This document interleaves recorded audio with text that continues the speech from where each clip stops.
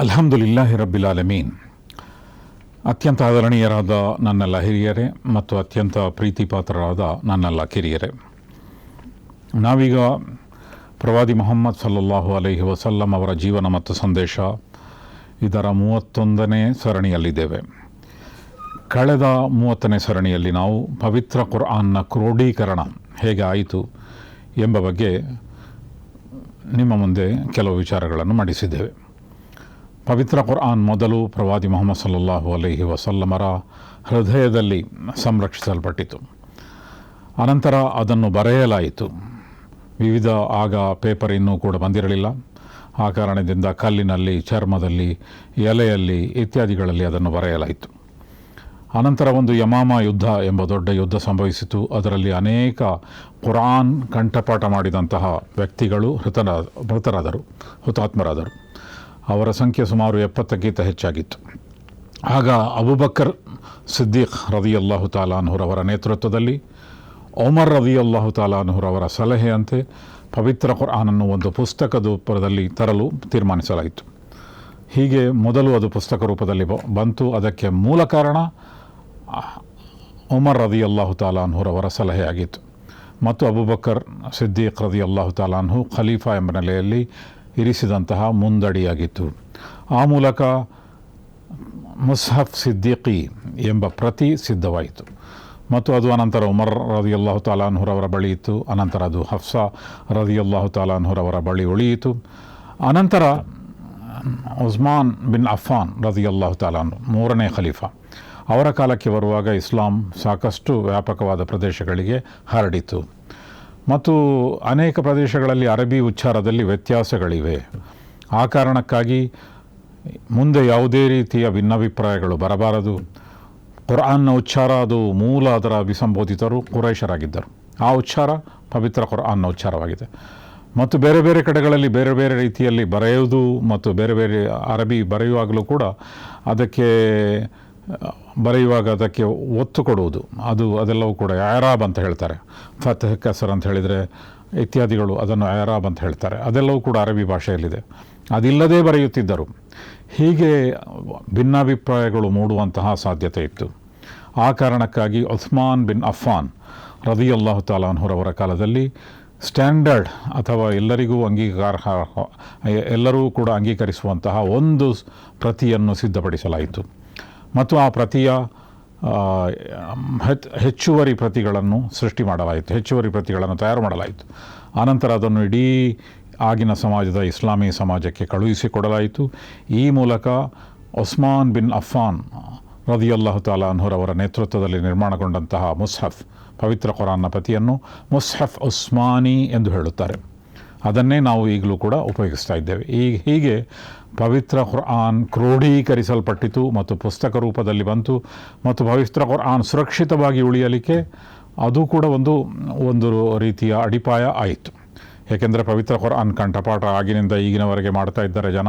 ಅದು ಅತ್ಯಂತ ಮೂಲಭೂತವಾದಂತಹ ಒಂದು ಆಧಾರವಾಗಿದೆ ಪವಿತ್ರ ಕುರ್ಆನ್ ಅದೇ ರೀತಿಯಲ್ಲಿ ಉಳಿಯಲಿಕ್ಕೆ. ಅದರ ಮತ್ತೊಂದು ಆಧಾರ ಪುಸ್ತಕ ರೂಪದಲ್ಲಿ ತಂದು ಅದನ್ನು ಒಂದು ಸ್ಟ್ಯಾಂಡರ್ಡ್ ಎಡಿಷನ್ ಅಥವಾ ಏಕೀಕೃತವಾದ ಎಲ್ಲ ಕಡೆಗಳಲ್ಲಿಯೂ ಕೂಡ ಒಂದೇ ರೀತಿಯ ಪ್ರತಿಯನ್ನು ಉಪಯೋಗಿಸುವಂತಹ ಒಂದು ವ್ಯವಸ್ಥೆ ಅದನ್ನು ಕೂಡ ಮಾಡಲಾಯಿತು. ಅದೇ ರೀತಿಯಲ್ಲಿ ಮದೀನಾದಲ್ಲಿ ಆದಂತಹ ಬದಲಾವಣೆಗಳ ಬಗ್ಗೆಯೂ ಕೂಡ ನಾವು ಕೇಳಿದ್ದೇವೆ. ಅದರಲ್ಲಿ ಒಂದು ಮೂಲ ಬದಲಾವಣೆ ಯಾವುದು ಅಂತ ಹೇಳಿದರೆ, ಮಕ್ಕಾದಲ್ಲಿ ಪ್ರತಿರೋಧಕ್ಕೆ ಆಸ್ಪದ ಇರಲಿಲ್ಲ. ಆತ್ಮರ ಸಂರಕ್ಷಣೆಗಾಗಿ ಕೈ ಎತ್ತುವಂತಹ ಆಸ್ಪದ ಇರಲಿಲ್ಲ. ನಿಮ್ಮ ಕೈಯನ್ನು ಕಟ್ಟಿಕೊಳ್ಳಿರಿ ಎಂಬ ಆದೇಶ ಇತ್ತು. ಅದಕ್ಕೆ ಬದಲಾಗಿ ಪವಿತ್ರ ಕುರ್ಆನ್ನ ಹೊಸ ಆದೇಶ ಬಂತು.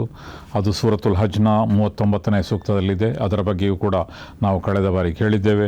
ಅಲ್ಲಿ ನಿಮ್ಮ ಮೇಲೆ ಯಾರಾದರೂ ಆಕ್ರಮಣ ಮಾಡಿದರೆ ಅದರ ವಿರುದ್ಧವಾಗಿ ಆತ್ಮ ಸಂರಕ್ಷಣೆಗೆ ಕೈ ಎತ್ತುವಂತಹ ಅನುಮತಿಯನ್ನು ಕೊಡಲಾಯಿತು.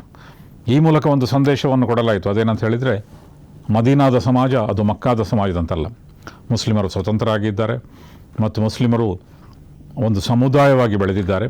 ಹಾಗೂ ಒಂದು ಆತ್ಮರ ರಕ್ಷಣೆ ಇತ್ಯಾದಿಗಳ ವ್ಯವಸ್ಥೆ ಯಾವುದು ಸಾಮಾನ್ಯವಾಗಿ ಯಾವುದೇ ರಾಷ್ಟ್ರದಲ್ಲಿ ಮಾಡಲಾಗುತ್ತದೋ ಅಂತಹ ಒಂದು ರಾಷ್ಟ್ರದ ಕಲ್ಪನೆ, ಒಂದು ಸಣ್ಣ ಮದೀನಾ ಎಂಬ ರಾಷ್ಟ್ರ, ಆ ರಾಷ್ಟ್ರದಲ್ಲಿ ಯಾವುದೆಲ್ಲ ರಾಷ್ಟ್ರದಲ್ಲಿ ಈಗ ನಾವು ಕಾಣುತ್ತೇವೋ, ರಾಷ್ಟ್ರ ಎಷ್ಟು ಚಿಕ್ಕದಾದರೂ ಕೂಡ ಅಲ್ಲಿ ಆತ್ಮ ಸಂರಕ್ಷಣೆ ವ್ಯವಸ್ಥೆ ಇದ್ದೇ ಇರುತ್ತದೆ. ಅಂತಹ ಎಲ್ಲ ವ್ಯವಸ್ಥೆಗಳನ್ನು ಕೂಡ ನಿರ್ಮಾಣ ಮಾಡಲಾಯಿತು. ಮತ್ತು ಅನಂತರದ ಮುಂದಿನ ಕಾಲಗಳಲ್ಲಿ ಮದೀನಾದಲ್ಲಿ ಮತ್ತಷ್ಟು ಬದಲಾವಣೆ ಯಾವುದಾಯಿತು ಎನ್ನುವ ಬಗ್ಗೆ ನಾವು ಈ ದಿನದ ನಮ್ಮ ಈ ಶೀರ್ಷಿಕೆಯಲ್ಲಿ ಮತ್ತಷ್ಟು ಕಳೆಯಲು ಪ್ರಯತ್ನಿಸೋಣ. ಮದೀನಾದಲ್ಲಿ ಒಂದು ಹೊಸ ಆರ್ಥಿಕ ನೀತಿಯನ್ನು ತರಲಾಯಿತು. ಆ ಆರ್ಥಿಕ ನೀತಿ ಇಸ್ಲಾಮಿನ ಬೋಧನೆಗಳ ಬುನಾದಿಯಾಗಿದೆ. ಅದರಲ್ಲಿ ಒಂದು ಪ್ರಬಲವಾದಂತಹ ಬುನಾದಿ ಯಾವುದು ಅಂತ ಹೇಳಿದರೆ ಬಡ್ಡಿ ಮುಕ್ತವಾದಂತಹ ಆರ್ಥಿಕತೆ. ಇಂದಿಗೂ ಕೂಡ ಜಗತ್ತಿನಲ್ಲಿ ಎರಡು ಆರ್ಥಿಕತೆ ಇದೆ. ಒಂದು ಬಡ್ಡಿಯಿಂದ ಕೂಡಿದಂತಹ ಆರ್ಥಿಕತೆ, ಅದರ ನೇತೃತ್ವ ಆಗಿನ ಕಾಲದಲ್ಲಿಯೂ ಕೂಡ ಯಹೂದ್ಯರು ವಹಿಸುತ್ತಿದ್ದರು ಮತ್ತು ಬಡ್ಡಿ ವ್ಯವಹಾರಕ್ಕೆ ಯಹೂದ್ಯರು ಆಗಲೂ ಕೂಡ ಬಹಳ ಪ್ರಸಿದ್ಧರಾಗಿದ್ದರು. ಅನಂತರ ಕ್ರೈಸ್ತರ ಆಡಳಿತ ಬಂದಾಗ, ಉದಾಹರಣೆಗೆ ಯುರೋಪ್ನ ರಾಷ್ಟ್ರಗಳಲ್ಲಿ ಕ್ರೈಸ್ತರ ಆಡಳಿತ ಇದ್ದಾಗಲೂ ಕೂಡ ಅಲ್ಲಿಯೂ ಬಡ್ಡಿಯ ವ್ಯವಹಾರ ಮಾಡ್ತಾ ಇದ್ದದ್ದು ಕ್ರೈಸ್ತರು, ಬಡ್ಡಿಯ ವ್ಯವಹಾರ ಮಾಡ್ತಾ ಇದ್ದದ್ದು ಯಹೂದಿಯರು. ಮತ್ತು ಕ್ರೈಸ್ತರು ಬಡ್ಡಿಯ ವ್ಯವಹಾರ ನಿಷಿದ್ಧ ಎಂದು ಭಾವಿಸುತ್ತಿದ್ದರು ಮತ್ತು ಬಡ್ಡಿಯ ವ್ಯವಹಾರ ಮಾಡ್ತಾ ಇರಲಿಲ್ಲ. ಈಗ ಅದು ಎಷ್ಟು ವ್ಯಾಪಕವಾಗಿ ಬೆಳೆದಿದೆ ಅಂತ ಹೇಳಿದರೆ ಬಡ್ಡಿ ವ್ಯವಹಾರ ಇಡೀ ವಿಶ್ವದಾದ್ಯಂತ ವ್ಯಾಪಿಸಿದೆ. ಆದರೆ ಪವಿತ್ರ ಕುರ್ಆನ್ ಅದಕ್ಕೆ ಭಿನ್ನವಾದಂತಹ ಒಂದು ಆರ್ಥಿಕ ವ್ಯವಸ್ಥೆಯನ್ನು ನಮಗೆ ಪರಿಚಯಿಸುತ್ತದೆ. ಅದು ಬಡ್ಡಿಯಿಂದ ಮುಕ್ತವಾದಂತಹ ಆರ್ಥಿಕ ವ್ಯವಸ್ಥೆ ಮತ್ತು ಅದು ಕೂಡ ಜನಜನಿತವಾಗಿದೆ. ಎಂದು ಇಸ್ಲಾಮಿಕ್ ಬ್ಯಾಂಕಿಂಗ್ ಅದು ಪಾಶ್ಚಿಮಾತ್ಯ ರಾಷ್ಟ್ರಗಳಲ್ಲಿದೆ ಮತ್ತು ಪಾಶ್ಚಿಮಾತ್ಯ ರಾಷ್ಟ್ರಗಳಲ್ಲಿ ಅದಕ್ಕೆ ಅನುಮತಿ ಕೊಡಲಾಗಿದೆ. ಮುಸ್ಲಿಂ ರಾಷ್ಟ್ರಗಳಲ್ಲಿ ಇದ್ದೇ ಇದೆ. ಗಲ್ಫ್ ರಾಷ್ಟ್ರಗಳಲ್ಲಿ ಅದು ಬಹಳ ಜನಪ್ರಿಯವಾಗ್ತಾ ಇದೆ ಮತ್ತು ಯಶಸ್ವಿ ಆಗ್ತಾ ಇದೆ. ಆದ್ದರಿಂದ ಬಡ್ಡಿ ಮುಕ್ತವಾದಂತಹ ಒಂದು ಆರ್ಥಿಕ ವ್ಯವಸ್ಥೆ ಇದು ಮೊಟ್ಟ ಮೊದಲನೇದಾಗಿ ಮದೀನಾದಲ್ಲಿ ಸ್ಥಾಪಿಸಲ್ಪಟ್ಟಿತು. ಮತ್ತು ಝಕಾತ್ ವ್ಯವಸ್ಥೆಯನ್ನು ಜಾರಿಗೆ ತರಲಾಯಿತು. ಝಕಾತ್ ಎಂಬುದು ಇಸ್ಲಾಮಿನ ಪಂಚಸ್ತಂಭಗಳಲ್ಲಿ ಒಂದು. ಅದರ ಅರ್ಥ ಏನು ಅಂತ ಹೇಳಿದರೆ, ಸ್ಥಿತಿವಂತರು ನಿರ್ದಿಷ್ಟ ಹಣ ಅಥವಾ ನಿರ್ದಿಷ್ಟ ಮೊತ್ತ ನಿಮ್ಮ ಬಳಿ ಇದ್ದರೆ ಮತ್ತು ಅದಕ್ಕೆ 1 ವರ್ಷ ಪೂರ್ತಿಯಾಗಿದ್ದರೆ ಅದರಲ್ಲಿ 2.5% ಬಡಬಗ್ಗರಿಗೆ ದಾನ ಮಾಡಬೇಕು. ಬಡತನ ನಿರ್ಮೂಲನಕ್ಕಾಗಿ ದಾನ ಮಾಡಬೇಕು. ಆ ಕಾರಣಕ್ಕಾಗಿ ಆ ಒಂದು ಪ್ರಬಲ ಕಾರಣ, ಸಮಾಜದಲ್ಲಿ ಬಡತನ ಇರಬಾರದು ಮತ್ತು ಬಡತನ ಕೊನೆಗೊಳ್ಳಬೇಕು ಎಂಬುದು ಝಕಾತ್ನ ಉದ್ದೇಶಗಳಲ್ಲಿ ಅತ್ಯಂತ ಪ್ರಮುಖವಾದಂತಹ ಉದ್ದೇಶವಾಗಿದೆ ಮತ್ತು ಅದರ ಇತರ ವಿವರವಾದಂತಹ ಬೋಧನೆಗಳಿವೆ. ಆದ್ದರಿಂದ ಝಕಾತ್ ವ್ಯವಸ್ಥೆಯನ್ನು ಜಾರಿಗೆ ತರಲಾಯಿತು. ಸಮಾಜದಲ್ಲಿ ಬದಲಾವಣೆ ತರುವುದರಲ್ಲಿ ಆ ಝಕಾತ್ ವ್ಯವಸ್ಥೆಯ ದೊಡ್ಡ ಪಾತ್ರ ಆಗಿನ ಕಾಲದಲ್ಲೂ ಇದೆ, ಆಗಿನ ಕಾಲದಲ್ಲೂ ಇತ್ತು ಮತ್ತು ಈಗಿನ ಕಾಲದಲ್ಲೂ ಕೂಡ ಇದೆ. ಮತ್ತು ಕೆಲವೊಮ್ಮೆ ಒಳ್ಳೆಯ ಖಲೀಫಾಗಳು ಆಡಳಿತ ನಡೆಸಿದಾಗ, ಉದಾಹರಣೆಗೆ ಒಮರ್ ಬಿನ್ ಅಬ್ದುಲ್ ಅಜೀಜ್ ರದಿಯಲ್ಲಾಹು ತಾಲಾ ಅನ್ಹುರ ಎಂಬ ಒಬ್ಬ ಒಳ್ಳೆಯ ಸಮರ್ಥ ಖಲೀಫಾ, ಅವರು ಆಡಳಿತ ನಡೆಸುವಂತಹ ಸಂದರ್ಭದಲ್ಲಿ ಝಕಾತ್ನ ಕಟ್ಟುನಿಟ್ಟಾದ ಒಂದು ನಿರ್ವಹಣೆ, ಅದರಿಂದಾಗಿ ಬಡತನ ಕೊನೆಗೊಂಡಿತು ಮತ್ತು ಯಾರೂ ಬಡವರಿಲ್ಲದಂತಹ ಒಂದು ಸಮಾಜ ನಿರ್ಮಾಣವಾಯಿತು. ಅದೇ ರೀತಿಯಲ್ಲಿ ಪ್ರವಾದಿ ಮುಹಮ್ಮದ್ ಸಲ್ಲಲ್ಲಾಹು ಅಲೈಹಿ ವಸಲ್ಲಮರು ಮತ್ತೊಂದು ಹೊಸ ವ್ಯವಸ್ಥೆಯನ್ನು ಸ್ಥಾಪಿಸಿದರು ಮತ್ತು ಅದನ್ನು ಐಚ್ಛಿಕವಾಗಿಟ್ಟರು. ಅದು ಈಗಲೂ ಕೂಡ ಇದೆ. ಅದು ಯಾವುದು ಅಂತ ಹೇಳಿದರೆ ಮವಾಹ ಅಂತ ಹೇಳಿದರೆ ಸಹೋದರತ್ವ. ಮಕ್ಕಾದಿಂದ ಬಂದಂತಹ ಒಬ್ಬ ಮುಹಾಜಿರ್, ಒಬ್ಬ ವಲಸಿಗ, ಮತ್ತು ಮದೀನಾದಲ್ಲಿದ್ದಂತಹ ಒಬ್ಬ ಅನ್ಸಾರ್ ಅಂತ ಹೇಳಿದರೆ ಸಹಾಯಕ. ಮದೀನಾದ ವ್ಯಕ್ತಿಗಳು ಸಹಾಯಕರು, ಅವರು ಮದೀನಾದ ಊರಿನವರು, ಮತ್ತು ಉಳಿದವರು ಹೊರಗಿನಿಂದ ಬಂದವರು ವಲಸಿಗರು. ಅವರ ನಡುವೆ ಒಂದು ಸಂಬಂಧ, ಒಂದು ಸಹೋದರತೆಯ ಸಂಬಂಧವನ್ನು ಸ್ಥಾಪಿಸಿದರು. ಯಾರು ಯಾರೊಂದಿಗೆ ಒಟ್ಟುಗೂಡುತ್ತಾರೆ ಎಂಬುದನ್ನು ನೋಡಿ ಅವರಿಬ್ಬರನ್ನೂ ಕೂಡ ಒಟ್ಟಿಗೆ ಸೇರಿಸಿದರು. ಹೀಗೆ ಒಂದು ಟೀಮ್ ಸ್ಪಿರಿಟ್ನ ಮೂಲಕ, ಸಮೂಹ ಸ್ಫೂರ್ತಿಯ ಮೂಲಕ ಸಾಮುದಾಯಿಕ ಬೆಳವಣಿಗೆ ವ್ಯವಸ್ಥೆಯನ್ನು ಮಾಡಿದರು. ಆ ಮವಾಹ ಪ್ರವಾದಿ ಮುಹಮ್ಮದ್ ಸಲ್ಲಲ್ಲಾಹು ಅಲೈಹಿ ವಸಲ್ಲಮರು ಕೊನೆಗೊಳಿಸಲಿಲ್ಲ.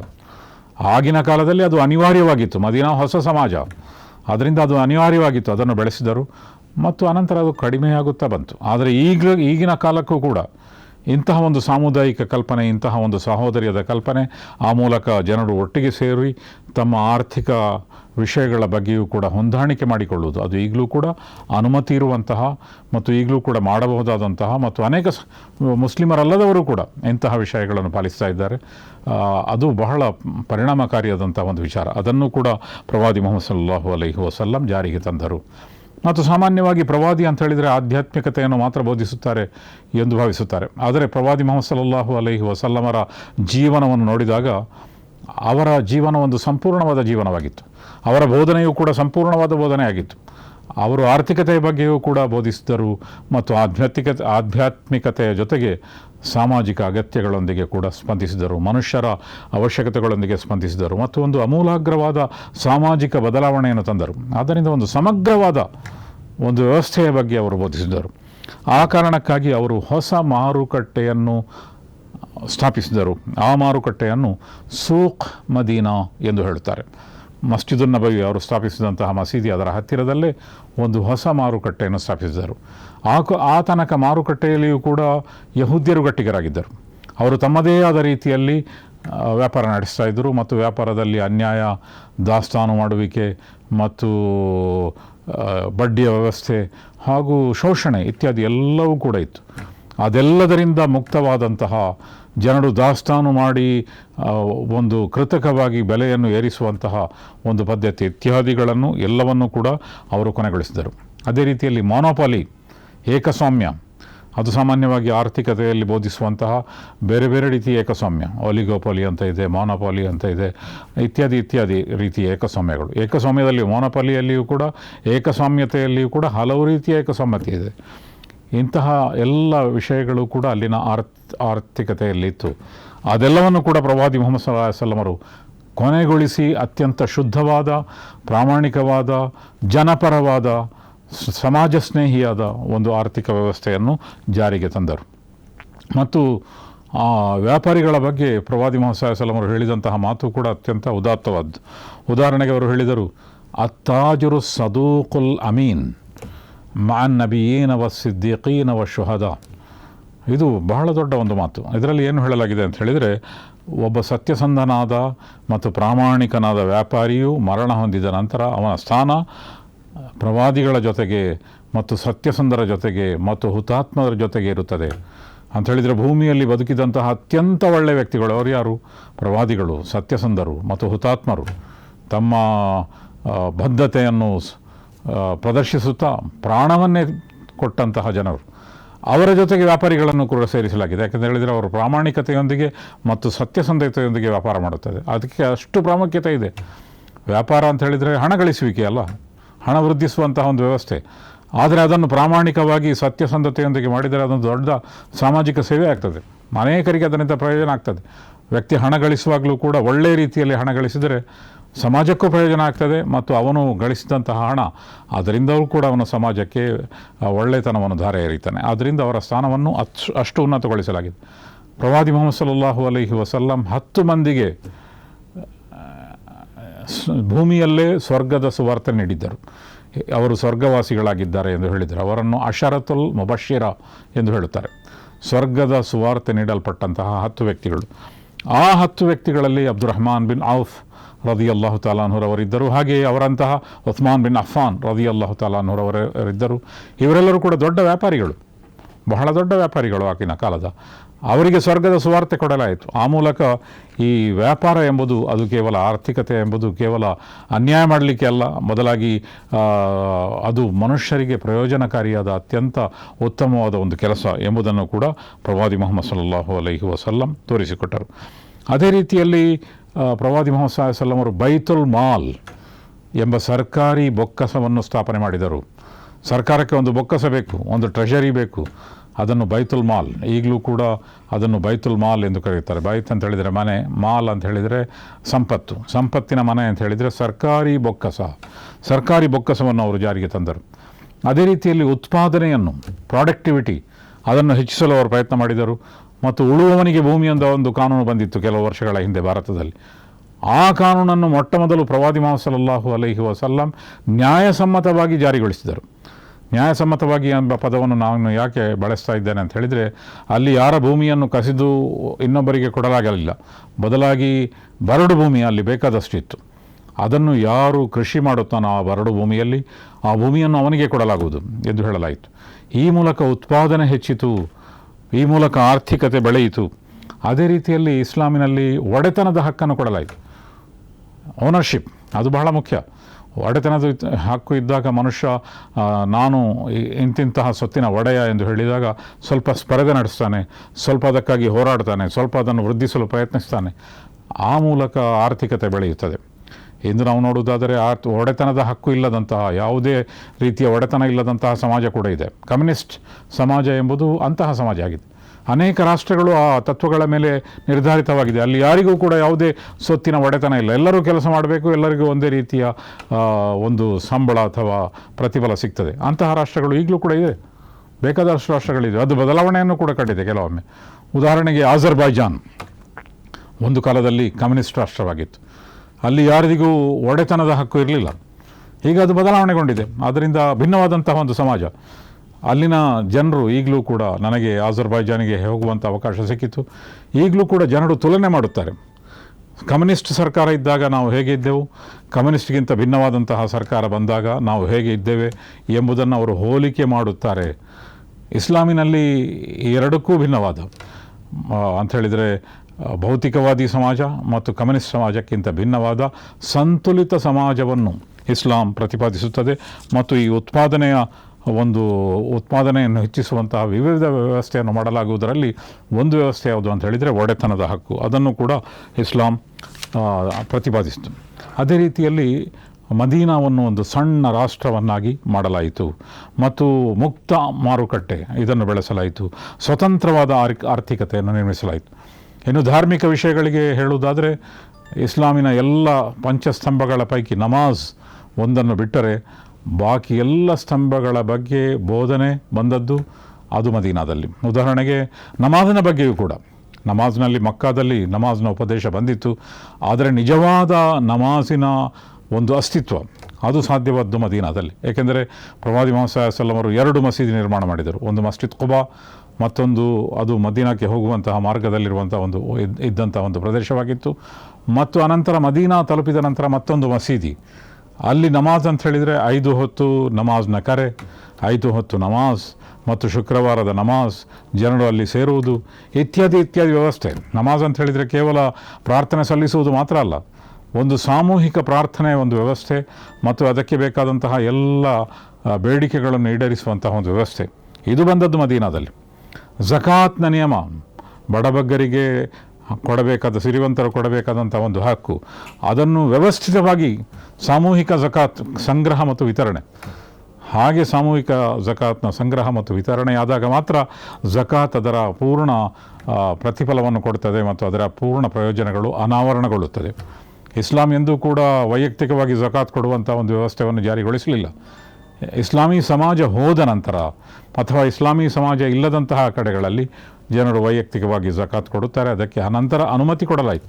ಆದರೆ ಪ್ರವಾದಿ ಮುಹಮ್ಮದ್ ಸಲ್ಲಲ್ಲಾಹು ಅಲೈಹಿ ವಸಲ್ಲಂ ಸ್ಥಾಪಿಸಿದಂತಹ ಝಕಾತ್ ವ್ಯವಸ್ಥೆ ಅದು ಸಾಮೂಹಿಕವಾದಂತಹ ಝಕಾತ್ ಸಂಗ್ರಹ ಮತ್ತು ಸಾಮೂಹಿಕವಾದಂಥ ಒಂದು ವಿತರಣೆಯಾಗಿದೆ.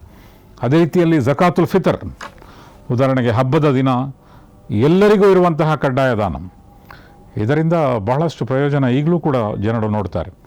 ಉದಾಹರಣೆಗೆ ಇತ್ತೀಚೆಗೆ ಕೇರಳದಲ್ಲಿ ಒಂದು ವರದಿ ಬಂದಿತ್ತು. ಅದು ಯಾವುದು ಅಂತ ಹೇಳಿದರೆ, ಬೇರೆ ಬೇರೆ ಸಂತೋಷದ ದಿನಗಳು ಅಲ್ಲಿ ಎಷ್ಟು ಲಿಕ್ಕರ್ ಸೇಲ್ ಆಗ್ತದೆ. ಉದಾಹರಣೆಗೆ ಯಾವುದಾದ್ರೂ ಒಂದು ಒಳ್ಳೆಯ ದಿನ ಎಂದು ನಾವು ಕರೆಯುತ್ತೇವೋ, ಮರುದಿನ ಎಷ್ಟು ಕೋಟಿ ರೂಪಾಯಿಯ ಮದ್ಯಪಾನ ಮಾರಾಟ ಮಾಡಲ್ಪಟ್ಟಿತ್ತು ಎಂಬುದು ವರದಿಯಾಗುತ್ತದೆ.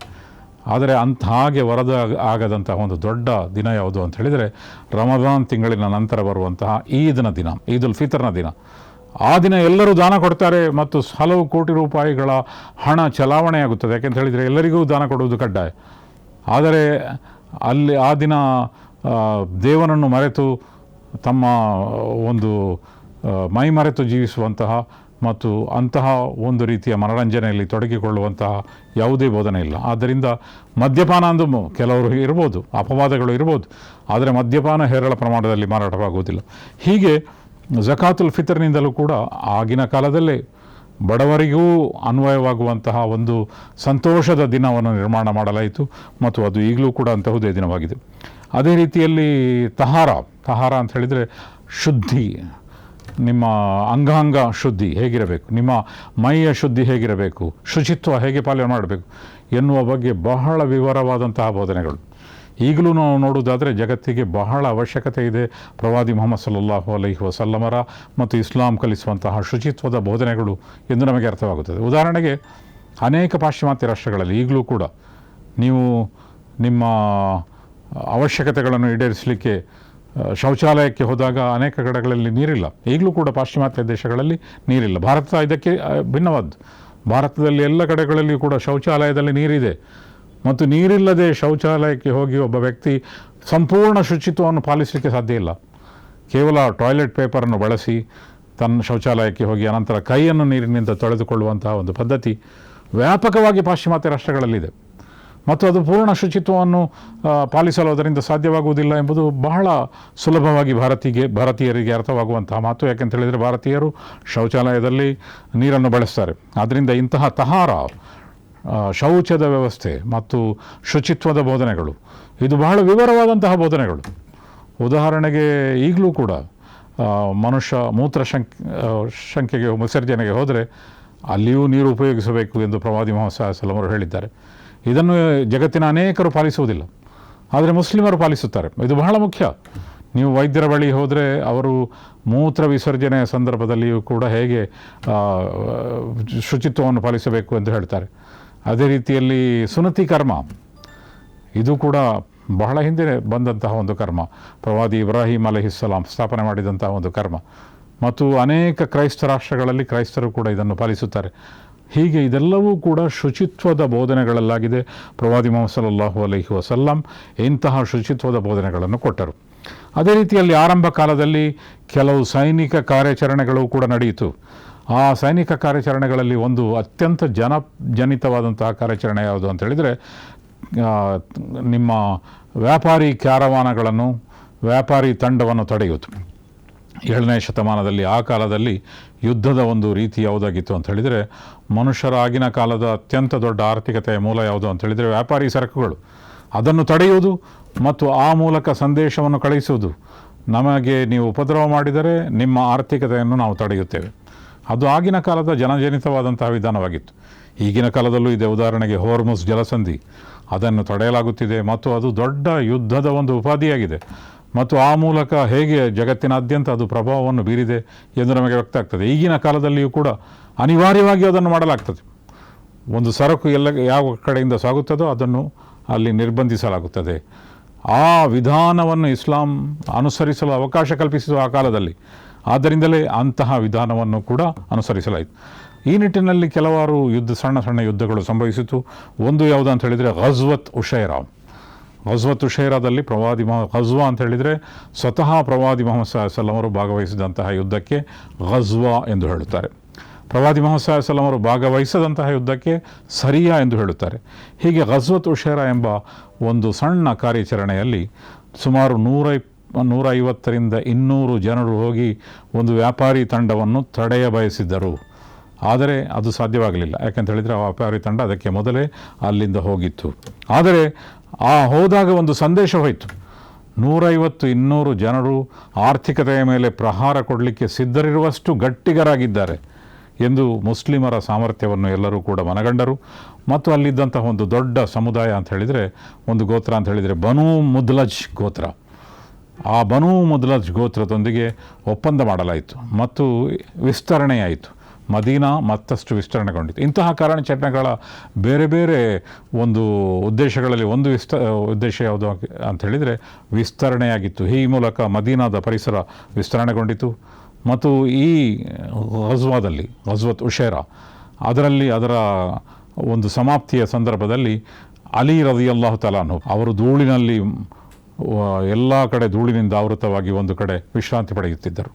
ಕೊನೆಗೆ ಅದರ ಸಮಾಪ್ತಿಯ ಸಂದರ್ಭದಲ್ಲಿ ಪ್ರವಾದಿ ಮುಹಮ್ಮದ್ ಸಲ್ಲಲ್ಲಾಹು ಅಲೈಹಿ ವಸಲ್ಲಂ ಅವರು ಹೇಳಿದರು, ಅಬೂ ತುರಾಬ್ ಎದ್ದೇಳಿರಿ. ಅಬು ತುರಾಬ್ ಅಂತ ಹೇಳಿದರೆ ಧೂಳಿನಿಂದ ಆವೃತವಾಗಿರುವಂತಹ ಓ ನನ್ನ ಸಹೋದರನೇ ಎದ್ದೇಳು ಎಂಬ ಬಿರುದನ್ನು ಅವರು ಕೊಟ್ಟರು. ಅಬೂ ತುರಾಬ್ ಅಂತ ಹೇಳಿದರೆ ಧೂಳಿನ ತಂದೆ. ಎಲ್ಲದಕ್ಕೂ ಕೂಡ ಅಬೂ ಸೇರಿಸಲಾಗ್ತಾ ಇತ್ತು ಒಂದು ಯಾವುದೇ ರೀತಿಯ ಮನುಷ್ಯರಿಗೆ ಒಂದು ಹೆಸರನ್ನು ಕೊಡುವಾಗ. ಆನಂತರ ಅಲಿ ರದಿಯಲ್ಲಾಹು ತಆಲಾ ಅನ್ಹುರವರು ಆ ಹೆಸರಿನಿಂದಲೇ, ಅಬೂ ತುರಾಬ್ ಎಂಬ ಹೆಸರಿನಿಂದಲೇ ಜನಜನಿತರಾದರು. ಹೀಗೆ ಇಂತಹ ಕಾರ್ಯಾಚರಣೆಗಳು ಮತ್ತಷ್ಟು ನಡೆಯಿತು. ಮುಂದೆ ಇಂತಹ ಒಂದು ಕೆಲವು ಕಾರ್ಯಾಚರಣೆಗಳ ಬಗ್ಗೆ ನಾವು ಮತ್ತಷ್ಟು ತಿಳಿಯೋಣ. ಸರ್ವಸ್ತುತಿ ಸರ್ವಲೋಕದ ಒಡೆಯನಿಗೆ ಮೀಸಲು.